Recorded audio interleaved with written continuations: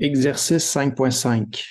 On considère un étage de compresseur axial avec les données suivantes. On nous donne la température de stagnation et pression de stagnation à l'entrée, vitesse axiale, les rayons en bout d'ailette et à la racine, toujours à la station 1, écoulement relatif, l'angle de l'écoulement relatif, alpha R1 et alpha R2, 15 000 RPM et le ratio de pression de stagnation de 1,2. Donc, on demande alors d'évaluer en se basant toujours sur la mi-hauteur de l'ailette, le rendement de l'étage et le ratio de pression statique, P3 sur P1.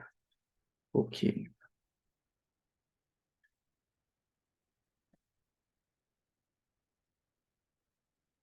Donc, exercice 5.5.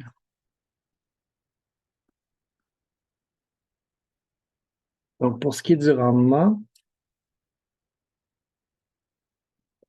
état T03S moins T01 divisé par T03, T01. Donc, nos points de départ, en fait, les données, ici, on a P03 sur P01, qui est égal à 1,2. On connaît le rendement, pas le rendement, le RPM, 15 000 RPM. T01 est égal à 288 Kelvin. P01 qui est égal à 101 kPa. On a la vitesse axiale qui est de 90 mètres par seconde. Le rayon à la racine de 0,11 mètres. Le rayon en bout d'ailette qui est 0,22 mètres. Et les angles d'écoulement alpha R1, 59,9 degrés. Et alpha R2, 45,9 degrés. Parfait. Donc, pour trouver le rendement, donc on a T01, on a besoin de T02, on a besoin de T03S. Donc, T03S, alors, commençons avec T03 qui va être égal à T02. Et on sait que T02 est égal à T01 plus U delta VU divisé par CP. On sait que U est égal à oméga R moyen. Et ça ici, ça devrait nous donner 15 000, 15 000 fois 2pi divisé par 60 multiplié par le rayon moyen, donc la moyenne algébrique de 0,22 et 0,11. Et tout ça devrait nous donner 259,2 mètres par seconde.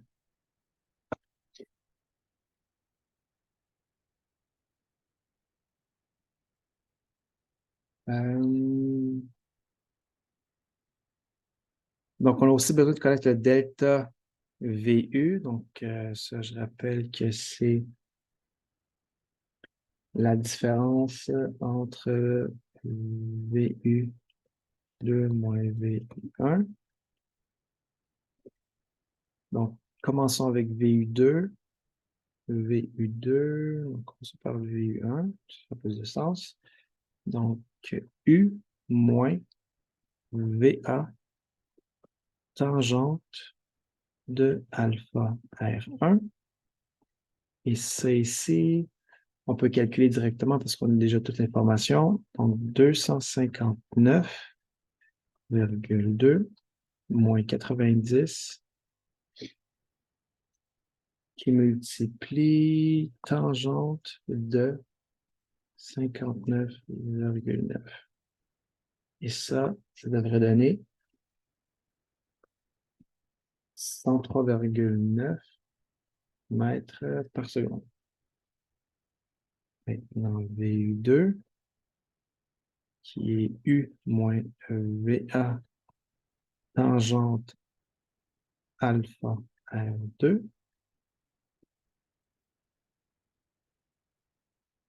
Donc, ça donne 259,2 moins 90 tangente de 45,9. Et ça donne 166,3 mètres par seconde. Et maintenant, on peut calculer T03. Donc, T03, il va être T01 plus T01 plus U qui est égal à 259 qui multiplie la différence, donc 166,3 moins 103,9. C'est par CP qui est 5. Et ça donne 304,1 Kelvin. Parfait. Donc là, on a calculé nos vitesses. Peut-être juste un peu comme ça ici. Donc, donc maintenant qu'on a U delta VU, delta VU2, on a pu calculer T03. Et maintenant, on a T03, T01, il manque T03S. Donc, T03S, donc on va l'obtenir avec la relation isentropique qu'on a eu l'habitude d'utiliser précédemment. Donc, T03S, T03S, c'est égal à T01 qui multiplie P03 sur P01, gamma moins 1 sur gamma. Et ça, ici, on peut substituer déjà parce qu'on a l'information. 2,88 fois 1,2, le taux exposant 0,4 sur 1,4. Et ça va nous donner 303,3 Kelvin. Donc là, maintenant, on a tout T03, T01, T03S. Et donc, le rendement est égal à 303,3 moins 2,88 divisé par 304 T03, ouais, 304,1.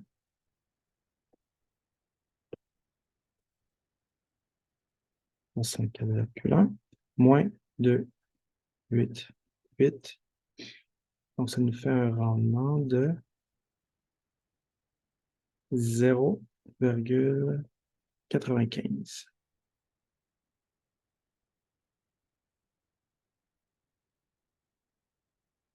OK. Ça, c'est bon pour la question A. Et maintenant, on veut avoir le ratio des pressions statiques. Donc, P03 sur... non, en fait, P3 sur P1.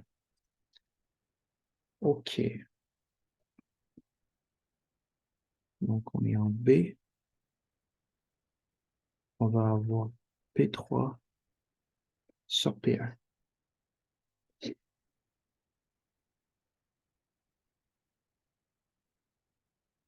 Donc, comment qu'on peut faire ça? Donc, on peut toujours utiliser nos relations isentropiques qui vont nous aider de P01, P1 et P01, ça veut dire T1 sur T01, gamma sur gamma moins 1. Et on peut faire la même chose avec P3 sur P03, qui va être égal à T3 sur T03,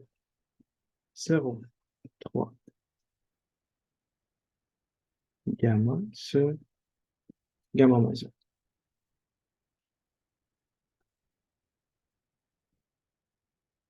Et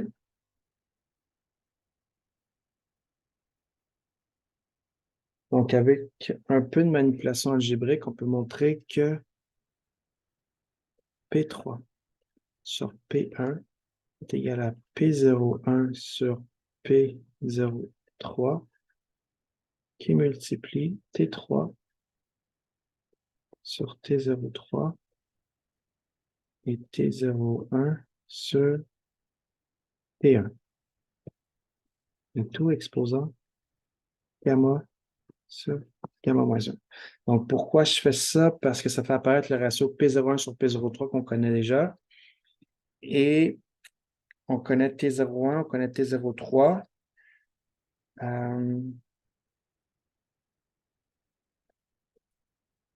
Maintenant, ça veut dire qu'il va nous rester à trouver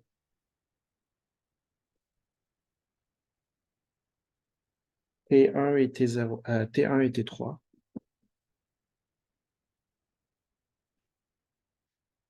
Donc, on peut dire que T1 va être égal à T01 moins V au carré sur 2CP, en prenant bien soin d'avoir V1 au carré qui est égal à VA plus VU.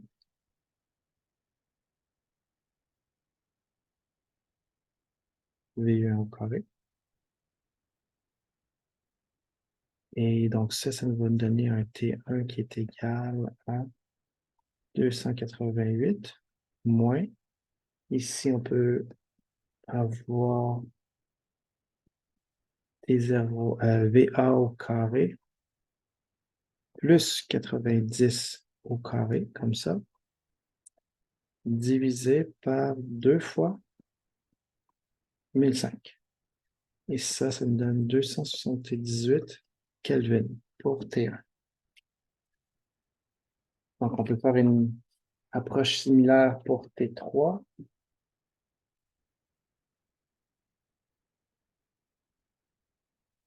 Donc,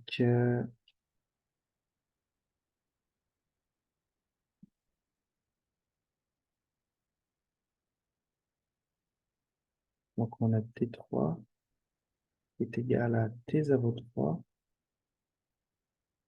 moins V3 au carré divisé par 2CP. On prend bien soin de noter que T03 est égal à T02, qui est égal à 304,1 Kelvin.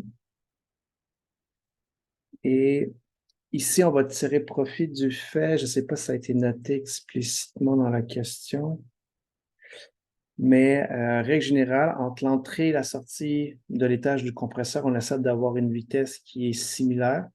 Donc, l'idée ici, c'est d'éviter d'avoir une accélération du fluide d'étage en étage, parce que si vous avez plusieurs étages, ben, ça va impliquer forcément que vous allez atteindre des nombres de Mach beaucoup trop élevés à la fin du dernier étage du compresseur. Donc, on peut se donner comme condition de design supplémentaire que V3 doit être à peu près égal à V1. Donc, en termes de vitesse absolue, ça reste une approximation relativement acceptable. Donc, 137,5 mètres par seconde. Donc, on applique cette condition-là sur la norme du vecteur vitesse. Et c'est comme ça qu'on va réussir à venir quantifier T3. qui va faire 304,1 moins 137,5 au carré, divisé par 2 fois 1005. Et ça nous donne 294,7 Kelvin. Donc, maintenant, on a P01, P03, T1, T3, T01, T03. Donc, on devrait être en mesure d'évaluer le ratio P3 sur P1. Ça nous fait 1,2. Le ratio P01 sur P03, c'est donné dans l'énoncé, c'était 1,2.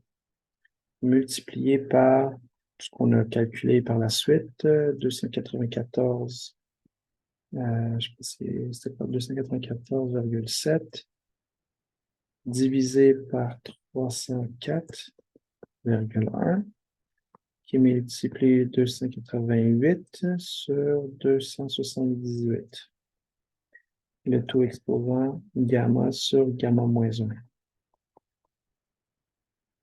Et ça ici, ça nous donne réponse finale. Donc, P3 sur P1 qui est égal à 1,208. Voilà. Donc, ça complète l'exercice 5.5.